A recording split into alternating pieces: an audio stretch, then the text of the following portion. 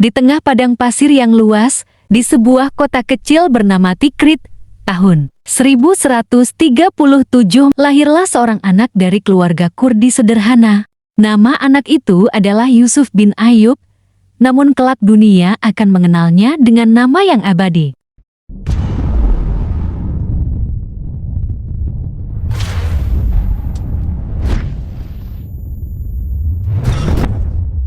Salahuddin Al-Ayyubi atau Saladin bagi dunia barat. Sejak kecil, ia tumbuh dalam lingkungan yang keras, namun penuh ilmu dan ketakwaan. Ayahnya, Najmuddin Ayyub, adalah seorang pejabat militer yang jujur, dan dari sinilah Saladin belajar arti tanggung jawab dan keberanian. Saladin kecil bukanlah anak yang gemar berperang. Ia lebih suka membaca, belajar agama, dan mempelajari keadilan dalam hukum Islam. Namun dunia yang ia tinggali saat itu bukan dunia yang damai. Tanah suci Yerusalem telah jatuh ke tangan pasukan salib sejak tahun 1099 dan dunia Islam terpecah. Mesir di bawah dinasti Fatimiyah, Suriah dikuasai Zengid, dan Baghdad mulai melemah.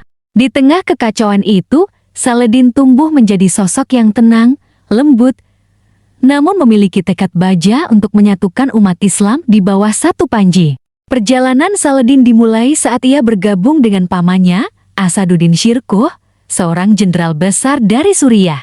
Mereka berdua dikirim oleh Nuruddin Zengi, penguasa Damaskus, untuk membantu Mesir menghadapi invasi dari luar. Dalam ekspedisi itulah, Saladin menunjukkan ketenangan dan kebijaksanaan yang luar biasa. Setelah pamannya wafat, Nuruddin mempercayakan posisi wazir Mesir kepada Saladin, jabatan tinggi yang sebelumnya dipegang orang Syiah. Saladin pun memimpin Mesir dengan hati-hati. Ia memperkuat pertahanan, memperbaiki ekonomi, dan memulihkan akidah rakyatnya. Saat Nuruddin wafat, banyak yang memperebutkan kekuasaan. Namun Saladin tidak tergoda oleh tahta. Ia memiliki tujuan yang jauh lebih besar, menyatukan umat Islam dari Mesir hingga Suriah, dari Yaman hingga Baghdad. Satu demi satu wilayah bergabung di bawah panjinya. Rakyat mencintainya karena adil dan dermawan, sedangkan tentaranya menghormatinya karena ia tidak hanya memerintah, ia berjuang bersama mereka di garis depan. Saladin berkata kepada para pengikutnya, "Aku tidak menaklukkan negeri demi kekuasaan. Aku ingin mengembalikan kehormatan umat ini dan membebaskan Yerusalem." Tahun ke-1187, Padang Hatin, dekat Danau Tiberias. Pasukan salib di bawah Raja Ga-Dulasignan berbaris melawan pasukan Islam yang dipimpin Saladin. Hari itu panas membakar, dan Saladin memanfaatkan cuaca sebagai senjata.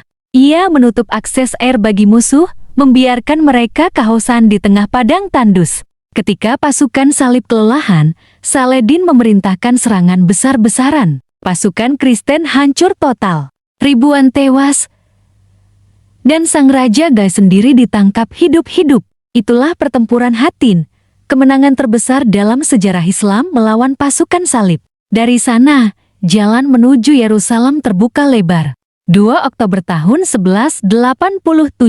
Setelah hampir 90 tahun berada di tangan pasukan salib, Yerusalem akhirnya kembali ke tangan umat Islam. Namun, ketika kota itu jatuh, dunia menyaksikan hal yang tak pernah terjadi sebelumnya. Tidak ada pembunuhan massal, tidak ada pembalasan dendam.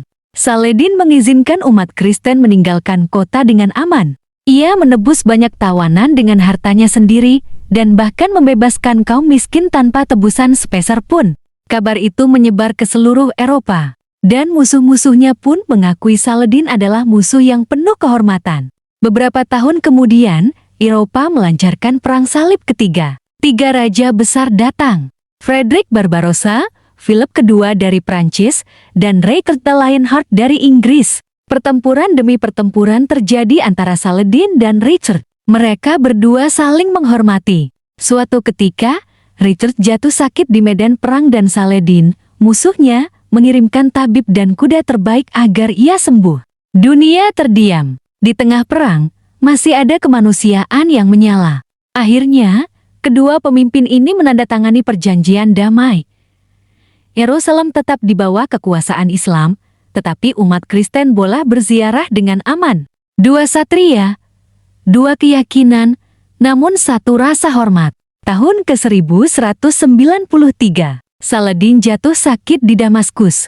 Ia wafat di usia 55 tahun, meninggalkan dunia dengan hanya kain kafan dan beberapa keping perak. Seluruh kekayaannya telah ia berikan kepada rakyat dan pasukan yang berjuang bersamanya. Di batu nisannya tertulis, "Tidak ada yang tersisa dariku kecuali kain kafan ini." Tanda bahwa seorang raja pun tak membawa apa-apa ke akhirat. Lebih dari 8 abad telah berlalu, namun nama Saladin tetap bergema. Ia dikenang bukan hanya sebagai penakluk Yerusalem, tapi sebagai lambang keadilan, kesatria, dan kemanusiaan. Bahkan penulis barat seperti Dante dan Sir Walter Scott menggambarkannya sebagai pahlawan sejati yang dihormati musuhnya sendiri. Saladin mengajarkan kita satu hal, bahwa kemenangan sejati bukan hanya menaklukkan musuh di medan perang, tapi menaklukkan hati manusia dengan keadilan dan kasih. Itulah kisah Salahuddin Al-Ayyubi, sang singa Islam dari Timur. Seorang pemimpin yang membuktikan bahwa kemuliaan sejati lahir bukan dari kekuatan pedang, melainkan dari kebesaran hati. Terima kasih sudah nonton sampai habis. Kalau kalian suka dengan cerita ini, jangan lupa tekan tombol like dan subscribe ya. Nyalain juga lonceng notifikasinya biar nggak ketinggalan cerita seru lainnya. Sampai jumpa di video berikutnya.